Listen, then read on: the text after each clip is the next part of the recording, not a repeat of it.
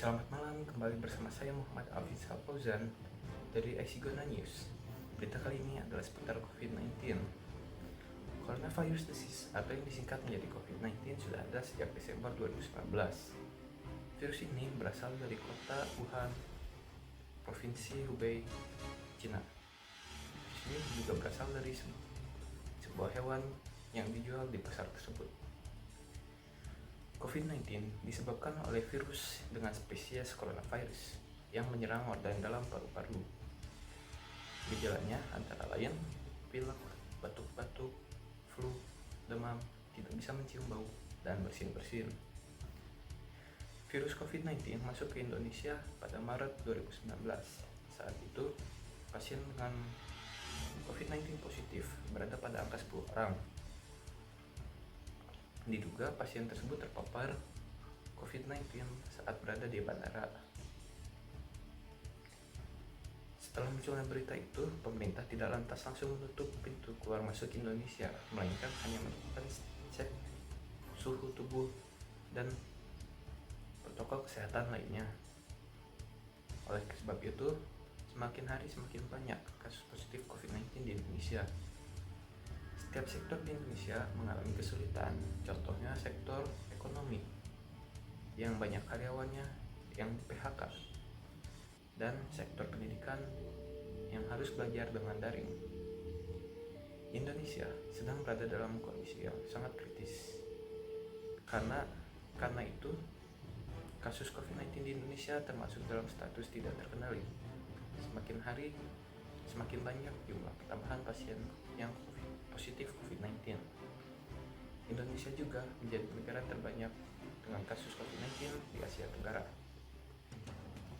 Pada bulan Ramadan kemarin, kasus COVID-19 sempat berkurang. Namun pada 3 bulan terakhir, kasus COVID-19 di Indonesia kian hari kian bertambah.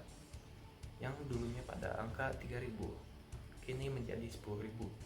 Angka kematian pun bertambah menjadi 100 hingga 500 orang per hari. Total jumlah kasus COVID-19 di Indonesia berada pada angka 1.263.299 orang, dengan total kematian mencapai 34.152 orang dan 158.197 pasien positif yang sedang diisolasi atau yang masih positif di rumah sakit.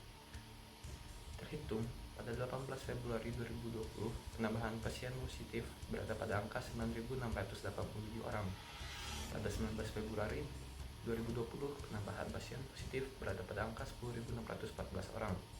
Dan pada 20 Februari 2020, penambahan pasien positif berada pada angka 8.054. Terhitung satu hari terakhir, terjadi penurunan sebanyak 2.000 yang mungkin cukup signifikan. Di dunia sendiri, kasus COVID-19 terbanyak ditempati oleh negara Amerika dengan total sebanyak 28.600.576 orang. Namun, penambahan kasus COVID-19 di Amerika terbilang sedikit, yakni 764 orang per hari. Amerika juga menjadi negara dengan kematian akibat COVID-19 terbanyak, yaitu 507.756 orang. Diduga Amerika menjadi negara dengan kasus COVID-19 terbanyak karena akibat banyak masyarakatnya yang mengabaikan protokol kesehatan, dan bahkan banyak masyarakat yang mengira bahwa COVID-19 ini hanyalah hoax.